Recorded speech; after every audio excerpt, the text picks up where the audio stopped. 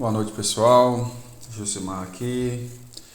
Hoje, 8 de dezembro de 2022, 11h30 da noite. Acabei de fazer uma entrega no cliente aqui agora. Vou fazer aqui o tutorial da instalação do produto HCM, tá? Eu vou passar também, além da instalação, algumas boas práticas para que não deixe passar. Hoje eu vou fazer só da instalação, se der tempo eu faço da atualização também, mas eu acredito que não vá fazer da atualização. Então aqui a gente está já no gerenciador do banco de dados. Eu vou só logar, na verdade eu vou logar com o usuário _HCM, que é o usuário que a gente tem com o banco de dados Vetor H, certo? Então tá lá o usuário configurado, a fonte de dados ADBC também é que a gente já configurou. Então vou mostrar aqui. Windows sysww, é esse cara aqui. Tá ali a fonte de dados, a DBC está criada com o usuário, ok. Então o que a gente precisa basicamente é aquilo ali. Bom, a mídia, só vou passar a mídia para quem quiser vir buscar aqui, eu não vou dar acesso ao FTP para poder baixá-la, então quem tiver interesse de pegar a mídia aqui, só vir aqui na Wayland que eu passo. E daí vocês podem fazer as instalações em loco na máquina de vocês para testar. Bom, esse aqui é o Wizard, né, o assistente de instalação do produto. Então aqui é a primeira telinha e vamos lá. Bem-vindo ao instalador sênior, iniciar. Existem vários pontos e muito importantes, inclusive só nessa carinha aqui, ó. Vamos lá. A primeira é o diretório raiz e a segunda é o compartilhamento. Eu até deixei uma pasta já pronta ali como sênior, vou até mostrar aqui. Vamos lá em computador, tá vendo? Tem uma pasta sênior aqui, só que ela tá vazia. O motivo de ela tá vazia é para eu explicar algumas coisas em relação ao tipo de compartilhamento. Para você compartilhar a pasta do sistema, é preciso se ater a sempre manter o dólar aqui, ó, ao final do nome do caminho. Por quê? Porque esse dólar pode parecer simples, mas ele vai fazer com que essa pasta ela fique oculta. Como assim? Ninguém além da pessoa que entende de tecnologia ou do caminho ali do diretório em si vai conseguir acessar ou enxergar essa pasta na rede. Por exemplo, vamos lá, aqui tem a pastinha sênior, vou lá em propriedades, compartilhamento, ela já está compartilhada aqui, ó, só que ela não está como oculta, ou seja, se eu pegar aqui, ó, só o nome do host, vou pegar aqui, vou cancelar, vamos jogar aqui o nome do host, olha ali, aparece a pastinha sênior, eu vou colocar aqui, deixa eu pegar o IP também, vamos lá brincar de cmd, ipconfig. Como eu estou usando uma host only aqui nessa minha máquina virtual, então ela tem dois endereços de IP, ela tem o endereço do host only e o local. Então vou pegar dos dois, vou lá, aqui ó, // já tá até aqui ó, 15, apareceu a pastinha sênior, // localhost também que é, né, local, e // 18758. Vamos olhar aqui então, ó. Todas essas aqui, todos esses endereços, né, aqui, opa, clicar aqui, deixa eu arrumar aqui as janelas, trazer um pouquinho mais para baixo, um pouquinho aqui, clica nessa, um pouquinho aqui, clica nessa também, oh shit, trem ruim é trabalhar com janela no Windows, né, como é que pode, vou baixar aqui. Essa aqui um pouco mais um tiquinho para a esquerda, essa aqui um pouco mais um tiquinho para cá, clico nessa. Vamos ver se eu consigo mostrar o que eu tô querendo aqui, mas tá foda. Já vi que não vai dar tão certinho assim não. Que merda. Ó. Vamos lá. Então aqui tem uma, deixa eu diminuir aqui, fazer um quadradinho assim, ó. Poderia pedir para mostrar em cascata, eu acho que vai dar lado a lado, vamos ver o que vai dar. Só que o Motherfucker mostra só duas. Acho que aqui...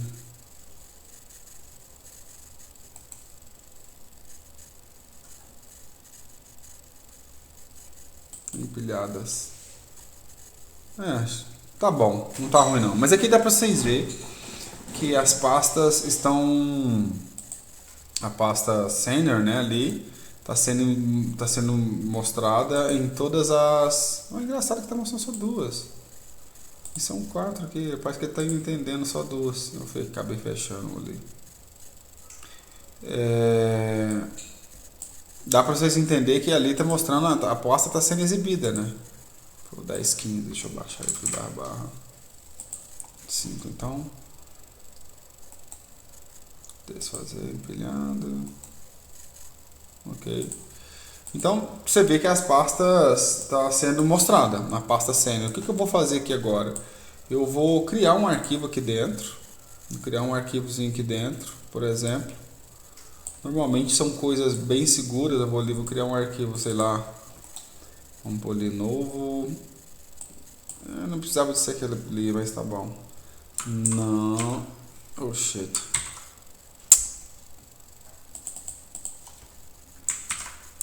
Não apague. Por exemplo, vai ser um arquivo muito importante, está ali pedindo para não apagar, né? Esse arquivo ele vai mostrar, é claro, em qualquer tipo de acesso que tiver aqui, seja por DNS, seja por IP, né? Então você vê aqui que o arquivo não apague, ele mostra para mim em qualquer uma dos acessos que eu tô aqui, né? Então tá ali, não apague. Deixa eu melhorar isso aqui, a visão. Pronto, agora eu consegui ver tudo. Então tá lá, o não apague. Aí vai sempre o cabeçudo, né? Se eu colocar só o nome da máquina, já mostra a pasta pra mim. Então eu posso ir lá e fazer isso aqui, ó. Olha lá, apagou para todos. Não existe mais o arquivo. Se for um arquivo muito importante, fudeu, né? Aí ferrou. Então, o que você pode fazer para adicionar uma camadinha de segurança nisso, né? Imagina que a gente está falando um diretório de um sistema, né? E esse sistema, você vai ver aqui, ó, por exemplo, deixa eu abrir a pasta dele ali, do próprio, só do instalador, para vocês entenderem o que pega. Deixa eu abrir até mais aqui. Então, aqui dentro tem vários tipos de arquivo. Tem arquivos executáveis, que é o XE, tem BPL, você vê que as extensões aqui é BPL, tem DLL, tem .jar, que é Java, enfim, tem todo tipo de arquivo aqui dentro, né? E na instalação, por exemplo, ele vai descompactar muitos outros arquivos. Você vê aqui que tem IRP, cadê ele aqui? Tinha uma outra extensão aqui que é IRP. Não estou achando aqui mais, mas tem, eu tenho certeza. E aí, se o cara aqui, ó, uma extensão IRP, ó. E se o cara ir lá e apagar, ferrou, fudeu o ambiente, né? Não abre mais. Então tem que tomar muito cuidado.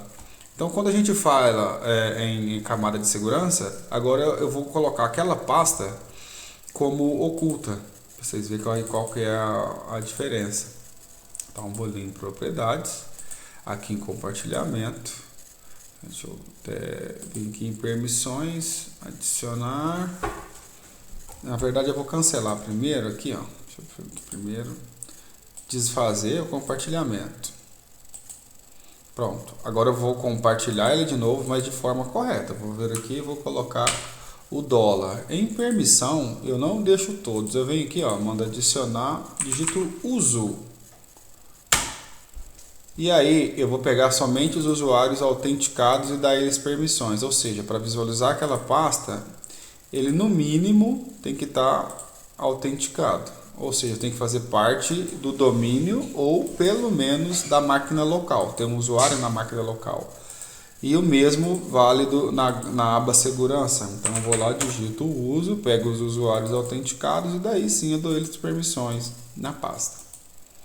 Como usuário que eu estou logado aqui, é óbvio que eu estou logado, então eu estou autenticado. Então vamos lá agora, vamos ver a pasta está compartilhada. Acho que aqui, vamos voltar aqui agora para o endereço anterior. Você vê que não aparece pasta nenhuma, né? Aqui, vamos voltar ao endereço anterior também. Localhost, não aparece. Vamos pegar aqui. Apesar de que está mostrando senior ali, ó, como se eu estivesse dentro da pasta senior, ele não aparece, não tem. Ó. E aqui também. Os 4 acessos. Forma de acesso. Tá aqui. Ah, tá, mas como que tá aparecendo o senior ali? E se eu colocar aqui então, se eu voltar aqui, vai funcionar? Não, não vai, cara. Aquilo ali é porque tava cache do Windows, não funciona. Ó, vai dar ruim, ele não encontra a pasta. Né? Se eu digitar aqui também // não vai aparecer. Então, a pasta existe, mas está oculta. Porém, o que eu vou fazer aqui agora? Ó? Vou criar um arquivo. Dessa vez. Apague. Ele precisa ser apagado. Aqui é um arquivo muito grande ali. Então, se você não sabe acessar a pasta, você não tem um conhecimento, você não vai conseguir acessar ela aqui. Ou a não ser que você saiba que ela está compartilhada de forma oculta. Então você põe o dólar no finalzinho, daí ela aparece. Mas ela nunca vai aparecer aqui para ninguém. Se acessar o servidor, vai aparecer sim. Mas a pasta ela está compartilhada. Só da forma correta. Daí sim eu posso entrar aqui e apagar, que vai dar certo. Beleza? Então, o compartilhamento precisa ser oculto. Só que você não precisa fazer isso manual. No instalador, qualquer outro compartilhamento, óbvio, vai precisar de ser manual, mas o do sistema aqui, o próprio instalador faz, desde que você respeite ali, deixa eu excluir essa pasta, desde que você respeite aqui, colocando aqui o dólar, ele já vai saber que a pasta tem que estar oculta. O próximo campo aqui é nome de ambiente. Isso aí eu já discuti, já foi discutido na reunião que a gente fez, né, no treinamento presencial, que é homologação, produção, QA, enfim, são ambientes. No caso aqui, como é um treinamento, eu vou pôr o ambiente de nome treinamento. Essa informação aqui que é o CNPJ, então o CNPJ para a base de demonstração, tá? Então, vou colocar aqui o CNPJ da base de demonstração, a senha da base de demonstração, beleza? E a senha não, o código de cliente. Aqui embaixo ele pede, ele informa, né, a porta do serviço de informação. É um dos serviços principais do ambiente. Então, como que funciona aquilo ali? Se no servidor ele tiver mais de um ambiente, existem servidores que têm 2, 3 ambientes, então cada servidor, cada ambiente instalado precisa de estar numa porta. Por exemplo, no caso do treinamento aqui, ele vai estar na porta, vou até fazer diferente aqui, eu vou colocar assim, ó, treinamento _ HCM. Então, esse ambiente aqui, se eu pôr aqui até mais bonitinho também, ó, senior _ HCM, e aqui o C2 pontos _ HCM. Ele está na 14.00. Se eu for fazer a instalação do RP, por exemplo, então ele tem que ser na 15.00. Se eu for fazer uma homologação do HCM na 16.00 e assim você vai alterando nessa porta, porque senão, é claro, vai dar conflito. Beleza? Então, para fazer a instalação, ele precisa também estar conectado à internet, porque depois dessa telinha aqui é onde ele vai fazer a validação do cliente do CNPJ, baseado também no código do cliente. Então ele vai pegar aqui esses dados, esse aqui, e vai, né, consumir um web service que vai trazer um arquivo chamado proprietária, e esse arquivo é o que vai liberar né? É o que tem ali, o que está contratado pelo cliente, né? Que é a licença dele. Então, vou clicar aqui em avançar e vamos ver. Beleza, já listou. Então, eu não vou fazer a instalação dos outros produtos como ferramentas e formas de acesso, que são web services e outras coisas. Eu vou só no produto. E no produto em si, eu vou selecionar somente dois, que é o administração de pessoal, controle de ponto. Eu acho que eu vou ter mais além. E vou no segurança e medicina, que são bem comuns. Esses quatro aqui, ó. Vou pôr esses quatro aqui, ó. Então, administração, benefício, controle e segurança. É bem comum a gente achar clientes com esses quatro módulos. Beleza, feito isso, selecionou ali, né, o que vai ser instalado. No nosso caso, o treinamento é só para instalação base, não tem middleware ainda. Isso é coisa para um próximo vídeo. Então, vou avançar. Ele vai perguntar aqui qual que é o ambiente. No nosso caso, o ambiente é homologação e não produção. Quando produção, ele vai, se o cliente já não tiver preenchido o formulário do tenant dele, que é uma nova licença, tecnologia da Sênior lá, ele vai ter que preencher esse formulário. Uma vez que esse formulário estiver preenchido, o cliente mesmo te envia aqui, né, porque aqui tem o cadastro do e-mail do cliente e o domínio. Ele recebe lá um achado, duas chaves e o nome do tenant, que é o que ele vai te passar aqui para você preencher esses campos. Mas no nosso caso, não vamos usar, porque a gente vai configurar aqui o ambiente de homologação. E homologação não exige aqueles parâmetros ou cadastro, beleza? Então vamos só avançar. Aceitar os termos do Java. De novo. Aqui ele pergunta se quer que crie o atalho. Você pode permitir. Coloca a senha do usuário para ele criar o serviço e avança. Eu vou pausar um pouco o vídeo até chegar na parte... Eu acho que aqui vai ser... Eu não vou pausar bosta nenhuma não.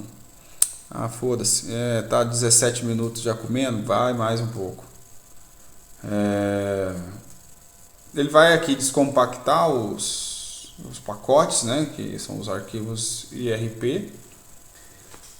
E aí, uma vez que ele fez tudo, ele vai pedir o acesso à base de dados que foi criada.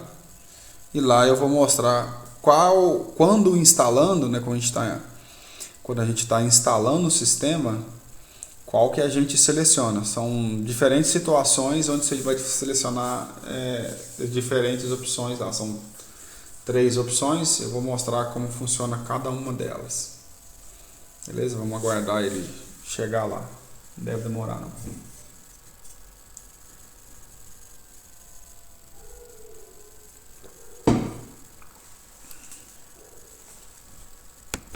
Beleza, aqui ó, então é uma configuração de base de dados. Essa primeira aqui é bem difícil usar, eu pelo menos nunca usei desde que eu me conheço por Sênior. Mas essa segunda e terceira, sim, e tem que saber como funciona cada uma delas.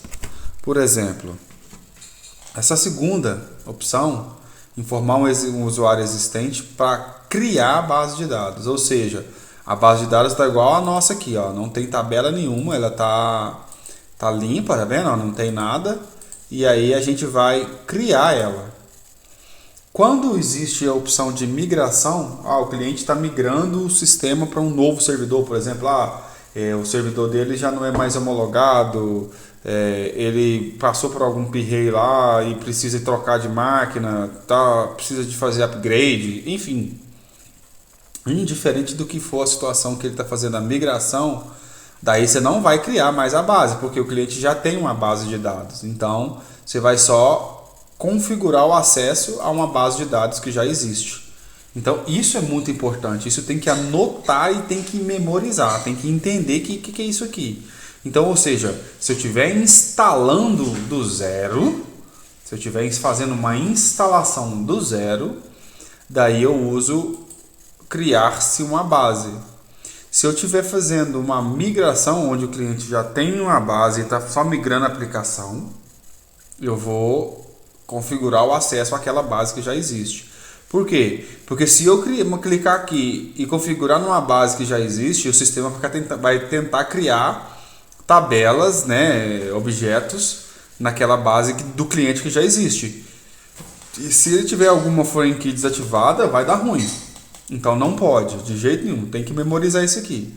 Beleza? No nosso caso, que é a situação atual, a gente vai criar a base, entendeu? Depois, se for o caso, eu faço um vídeo, se for preciso, um vídeo específico, só falando sobre a questão da migração, entendeu? Então, no princípio, a gente vai criar uma base aqui. Então, vou clicar aqui em avançar. O nosso banco de dados, como sabem, é o 2014. O usuário é o Wayland _HCM. Como eu deixei o usuário sem a mesma coisa, eu deixei assim. A fonte de dados eu deixo com o mesmo nome e o nome da base ali é vetor H. Eu sempre clico aqui em avançado e em número de linhas aqui eu coloco pelo menos 100 para poder ficar mais otimizado o sistema. E aqui, ó, onde utiliza o comportamento do driver do banco para melhor performance do sistema também, beleza? Então, observar essas duas opções, 100 linhas e driver do banco, ok? Aqui embaixo é a configuração de acesso Java ao sistema, então vou lá, vou clicar aqui no servidor de banco, clicar em propriedades e aqui é o nome do servidor, beleza? Vou fechar, vou colocar aqui. Como que eu vou saber qual porta? É só você abrir o configurador do banco de dados. O padrão é 1433, só que existem clientes que têm mais de uma instância configurada. O que seria isso? Eu tenho, além da MS SQL aqui, talvez eu tenha uma outra com o nome SQL Express ou qualquer outro nome, enfim. Daí não dá para manter a mesma porta. E aí precisa de ser outra. Então, no caso aqui, a porta lá, no caso aqui a conexão TCP/IP, né? Você vem aqui em propriedades, propriedades, e aqui, ó, endereço de IP, você pode vir cá no finalzinho, ó. Ele vai dar lá, porta TCP 1433, então é essa porta, beleza? E aqui você vê que o TCP ele está como habilitado, o que é bom, mas eu vou causar um erro aqui, vamos ver se vai dar também, né? Proposital, para vocês entenderem uma coisa da importância de se configurar a instância. Então 1433, aqui não preciso colocar, já que a gente usou o nome padrão, que é MS SQL Server, você não precisa. E aqui você vai digitar o nome da base, que no nosso caso é vetor H. Aqui embaixo ele já cria a conexão Java, né? Usando o driver Java JDBC. Então, feito isso aqui, você vai testar a conexão. Ele tem que dar certo com a conexão padrão, usando a fonte de dados ODBC. E também tem que dar certo a conexão usando o JDBC, que é Java. Beleza? Vamos lá testar. Deu bom para os dois. Aqui. Agora, quer ver? Ó? Vou vir aqui. O banco de dados para o padrão, ele vem com essa opção aqui, ó, de TCP/IP, que eu já mostrei para vocês como desativado. Lógico que toda alteração que eu fizer ali, eu preciso de reiniciar o banco. Então, vou reiniciar ele aqui de propósito. Só para eu causar uma exceção ali, caso aconteça com vocês, saber como que faz. Beleza, ele já subiu. Vou mandar testar aqui de novo. Vamos ver se vai dar o mesmo resultado. Manda testar. Ó. O banco de dados está no ar. Inclusive, eu vou mostrar ali, quer ver que eu estou logado nele. E vou logar de novo. Ó, então deu falha. Vamos aqui, ó, só para vocês entenderem, eu vou desconectar. Desconectei, vou conectar de novo. Vamos ver. Wayland _HCM. Vamos selecionar aqui, colar. Vamos ver aqui. Ué, mas o banco de dados está no ar, por que eu não consigo conectar nele? Por que não está dando boa aqui a conexão? O que está acontecendo, será? Porque esse camarada aqui, ó, tá desativado. Aí às vezes você vem cá e habilita ele. E vamos pôr aqui o pipes também, vamos colocar o pipe habilitado e vamos reiniciar lá. Aqui, MSSQL, reiniciar. Muita atenção nisso aqui. O vídeo vai ficar grande, mas não tem jeito. Aqui agora, se a gente der aqui um conectar, conectou, tá lindo ali. E se a gente fizer o teste aqui agora também, ele vai dar bom resultado. Pronto, fechou. Alguns pontos, às vezes, alguns clientes, o Java não conecta. Daí, por que ele não conecta? Porque apesar de que aqui está habilitado, né, e tá para escutar tudo sim, e a porta a gente sabe que é a 1433 aqui, ó. Existem situações onde, apesar de ativo lá, ele não está habilitado para algumas faixas de IP, por exemplo. Tá vendo aqui, ó, ele está ativo para esse IPv6, eu acho, ou então é para o IP 10115, que é aquele, vou até pôr aqui //, já deve estar aqui no prompt de comando. Aquele aqui, ó, 10.2.15, 10.02.15, tá vendo? Mas ele não está habilitado, ele está ativo, mas não habilitado. Ativo, mas não habilitado. Então, existem situações que ele só está ativo, não funciona.